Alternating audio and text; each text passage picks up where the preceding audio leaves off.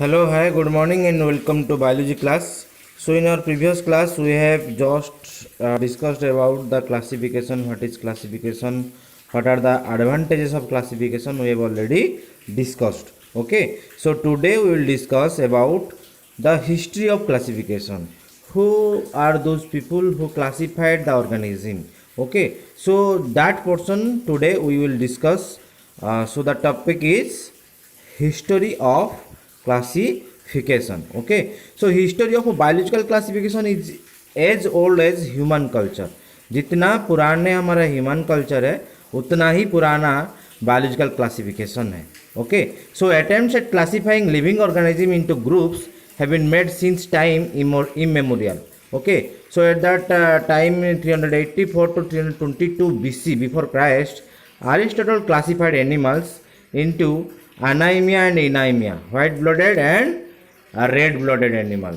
Okay, so and also the Aristotle also categorized the animals who lived in land, in water and in the air. Okay, according to that they categorize. Okay, so next one is the scientist, that is Theophrastus.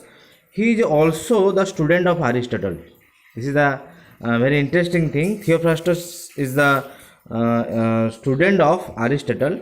Okay, so Theophrastus wrote a book, Historia Plantarum. In that book he wrote about the plants those he classified on the basis of their habit, form, texture into 4 categories, that is tree, shrub, undershrub and herbs.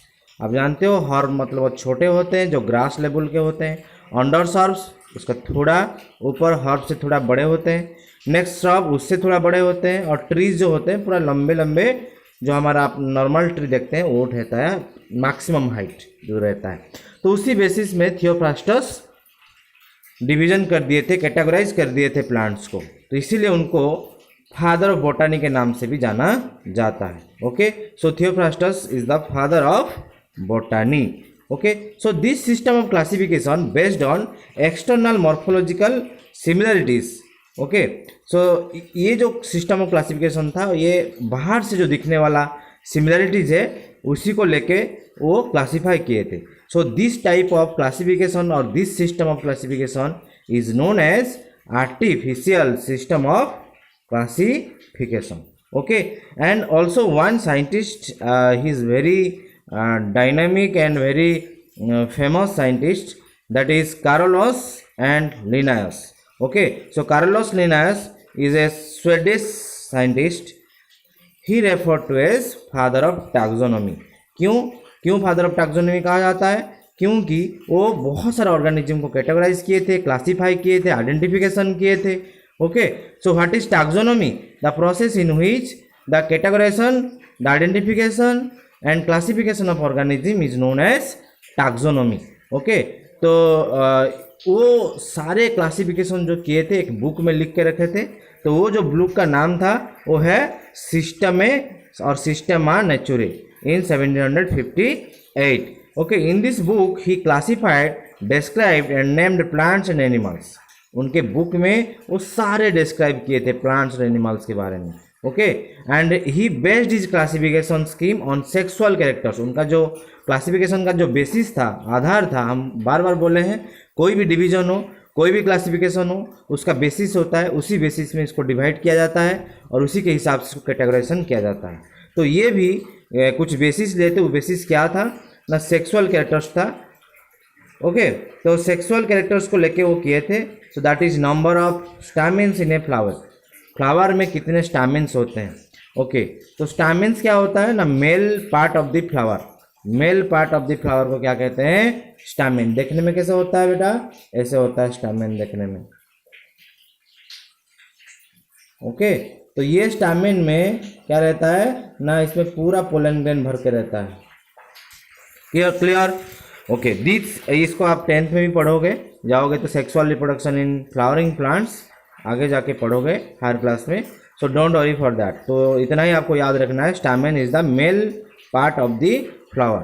So these system of classification are artificial because they are based on arbitrary character. What is arbitrary character? Arbitrary character means that character is not based on a reasonable rules or reasonable characters. They can be judgment. और कोई दो characters को अगर हम क्या कर रहे हैं, उनका रिलेशनशिप को देख रहे हैं, उनको एनालाइज कर रहे हैं, तब तो उसको कहेंगे arbitrary character. When A classification is framed on such arbitrary characters like colour of flower, हमको चूज कर सकते हैं. आर्बिट्ररी कैरेक्टर्स मीन्स उसको चूज कर सकते, चॉइस आता है वहाँ.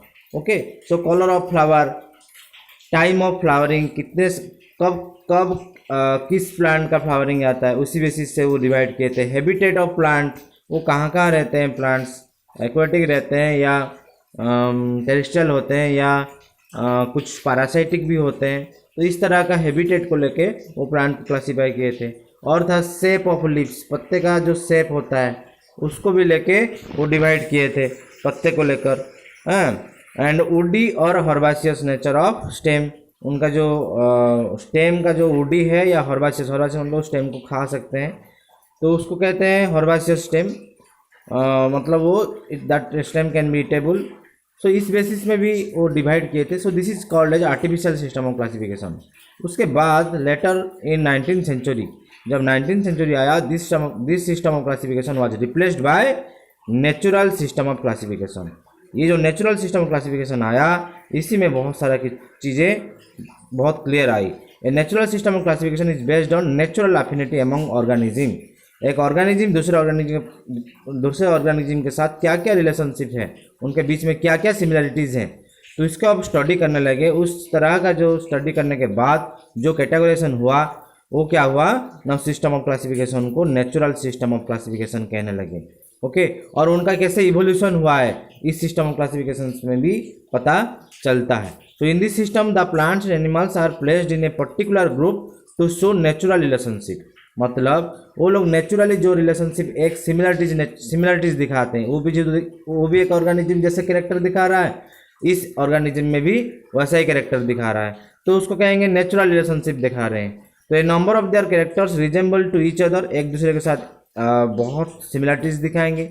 बिसाइड्स दिस, इसके अलावा it also shows the sequence of evolution, और वो कैसे धीरे धीरे उनका इवोल्यूशन हुआ है, एक ऑर्गेनिज्म से दूसरे ऑर्गेनिज्म बने हैं, तो इसके बारे में भी पता चल जाता है. So how the simple plants and animals become more and more complicated with the passage of time. समय के साथ साथ कैसे एक सिंपल प्लांट, सिंपल एनिमल कैसे कैसे कॉम्प्लिकेटेड होते गए और दूसरे एनिमल्स, दूसरे प्लांट्स बनने लगे, तो इसके बारे में पता चलता है natural system of classification. Clear? Okay, so next topic is taxonomic hierarchy. इस टैक्सोनॉमिक हायरार्की में हमको क्या देखने को मिलेगा ना, इस टैक्सोनॉमिक स्टडी में हमको क्या करना है, ऑर्गेनिज्म को क्या करना है, एप्रोप्रिएट प्लेस देना है, सिस्टमेटिक फ्रेमवर्क करना है कि वो कैसे इजीली क्लासीफाई हो जाए.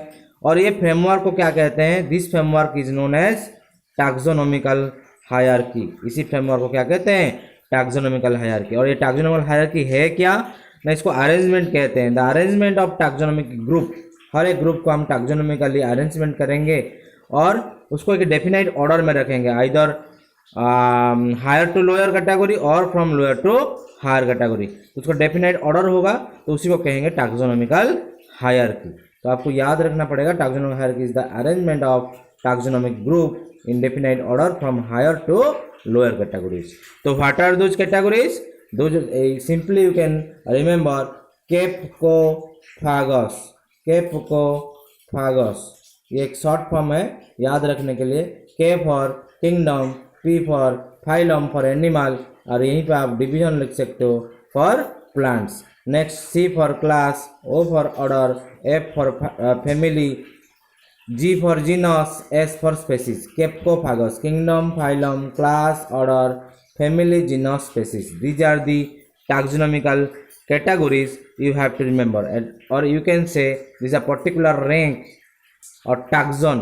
This is a taxon, this is a taxon, this is a taxon, this is a taxon, this is also a taxon, this is also a taxon. Okay, so what is taxon? Now the any rank of the taxonomical hierarchy is known as taxon.